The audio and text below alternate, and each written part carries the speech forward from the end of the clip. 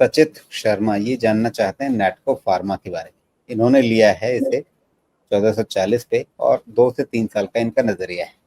Natco pharma, overall pharma sector कैसा लग रहा है और उसके अंदर इसकी पोजीशनिंग कैसी लग रही है? फार्मा सेक्टर में मुझे कोई खराबी नहीं लगती रही। मुझे pharma, hospital, health care, diagnostic, इन चारों में मुझे किसी भी तरह की कोई भी दिक्कत नहीं लगती। For that matter pharma retail में भी मुझे कोई दिक्कत नहीं लगती है यहाँ से 1.5-2 साल तक की। अपने अपने वैल्यूएशंस हैं विच इज़ फाइन, बट इससे ज़्यादा मुझे कोई ख़ास प्रॉब्लम नहीं लगता है। एक चीज़ ध्यान रखिएगा कि जितने भी यूएस फ़ोकस फार्मा रहेंगे ना उसमें थोड़ा-थोड़ा तो अपने को सोच समझ के जाना पड़ेगा। यूएस एफडीए तो समय-समय पे परेशान करता रहता है और अभी तो पॉलिसी पैरालिसिस ही चल रही है यूएस में। तो तो नैटको फार्मा के साथ भी कुछ ऐसा ही हुआ है क्या? क्योंकि इनकी दिसंबर तिमाही में सेल्स एकदम से गिर गई थी और मार्च तिमाही में वापस अच्छे से रिकवर कर गई है। ये क्या उतार अब चढ़ाव हुआ है इसके सेल्स में? कुछ अगर आपने ये ध्यान दिया हो उस पे। इनका एक्सपोर्ट बिज़नेस तो रहता है, लेकिन मैंने इनको बहुत क्लोज़ली ट्रैक नहीं किया है।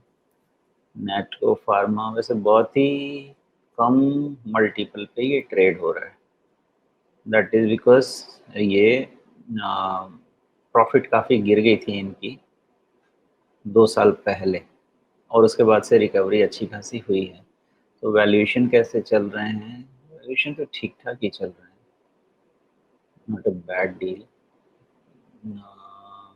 सेल्स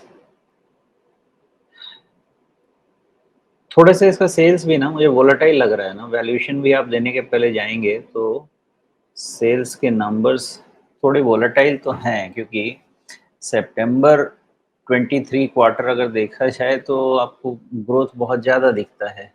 मतलब 4 डिजिट में आपका सेल्स जा चुका है और उसके बाद से आपकी सेल्स पे थोड़ा-सा अ, ग्रोथ रेट पे थोड़ी रोक लग गई है।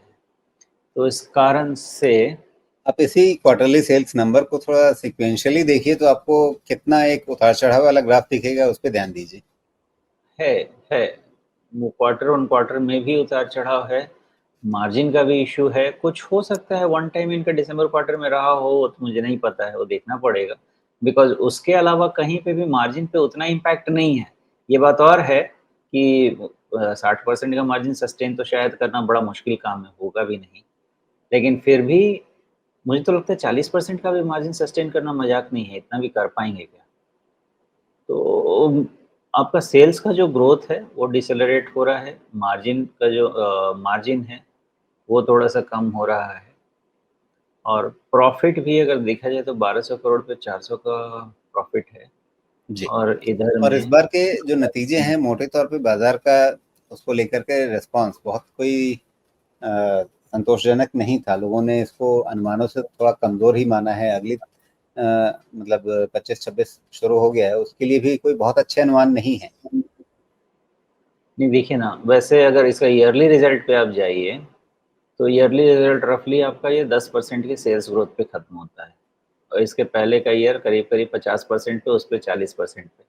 तो सेल्स ग्रोथ में बहुत ज़्यादा डिसेलरेशन है। तो उसके हिसाब से थोड़ा लंपीनेस तो ज़रूर दिख रहा है सेल्स में। Maybe that is the reason, but वही मल्टीपल वगैरह तो सब खराब नहीं है। रिटर्न रेशियोज़ भी तो सब ठीक-ठाक ही दिख रहे हैं। फ्री कैश फ्लो भी ठीक-ठाक ही है। करीब 1700 करोड़ का बन रहा है और 2200 करोड़ का प्रॉफ़िट है। तो रिटर्न पैरामीटर्स तो उतने खराब नहीं हैं। मेबी उसको अंदर जाके पढ़ना पड़ेगा कि क्या है। और ये लोग शायद ऑन्कोलॉजी ही वाले हैं ना? मुझे तो जहाँ तक याद था हाँ, हाँ, ऑन्कोलॉजी वाले ही हैं। ठीक है, ऐसा है राजीव जी कि मुझे रिटर्न पैरामीटर्स तो बहुत खराब तो एज़ सच नहीं दिख रहे हैं। अब ये जो फॉल हुआ है ना फ्रॉम जो फ़रवरी 2025 का फॉल है, ये कुछ न कुछ न्यूज़ पे ही हुआ होगा और मुझे ये बिल्कुल पता नहीं है कि यहाँ कौन-सा न्यूज़ आया था। क्योंकि इसके अलावा देखिए, देयर इज़ नो रीज़न। फरवरी में तो इसके रिजल्ट्स आए होंगे हो सकता और है कुछ बढ़ा हो वो रिजल्ट फरवरी काफ़ी के खराब रिज़ल्ट। रहे होंगे, काफ़ी खराब थे पिछली बार के। देख ही लेते हैं ना क्वार्टरली डिसेंबर। पिछली बार का रिजल्ट अब हाँ देखिए ना करेक्ट। सीधे। हाँ तो रिजल्ट का ही वो इम्पैक्ट था, तो may be that is what is caused damage in sentiment. उसके अलावा और कोई नहीं है रीजन मुझे दिखता है, क्योंकि मैं सारे पैरामीटर्स देखने की कोशिश कर रहा हूँ, वो ठीक लग रहे हैं। तो फिर डी रेलर क्या है वो नहीं समझ में आ रहा है। तो डी रेलर बिल्कुल क्लियर है कि इसका दिसंबर क्वार्टर का result is the main D rarer. और इस बारी का क्वार्टर का रिजल्ट जो है मे बी थोड़ा सा सेटिस्फाइंग हो सकता है। अगर एक दो क्वार्टर ये सस्टेन होता है तो जो लॉस्ट ग्राउंड है गेन कर सकता है, but ultimately it will depend on कि रिजल्ट कैसा देता है, बिकॉज जनवरी में सेंटिमेंट तो उसी कारण से खराब हुआ है। इसके कारण, इसके अलावा मुझे और कोई रीजन यहाँ पे नहीं दिखता है।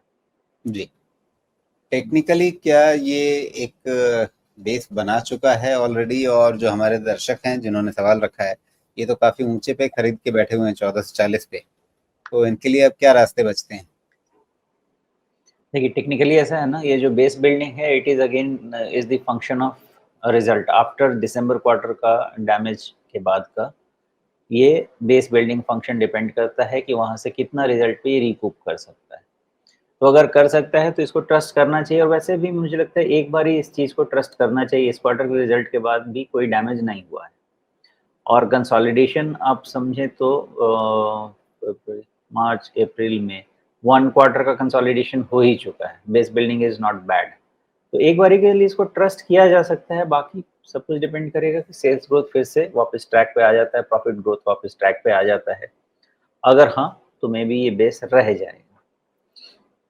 जी, तो वापस इसके नतीजों पे ही निगाह डालनी होगी, और उसके हिसाब से आपको एक फैसला लेना होगा सचित जी, क्योंकि आप 1440 पे खरीद के बैठे हैं, वहां से तो काफी इसमें नुकसान हो चुका है। आपने तो वहां से लगभग आधे भाव देख लिए थे, तो जब इतना धैर्य कर लिया है तो थोड़ा सा और नतीजों का, अगले नतीजों का इंतजार करके देख लीजिए। उसके बाद फिर वापस अगर आपको लगे तो एक बार रिव्यू कर सकते हैं इस पे।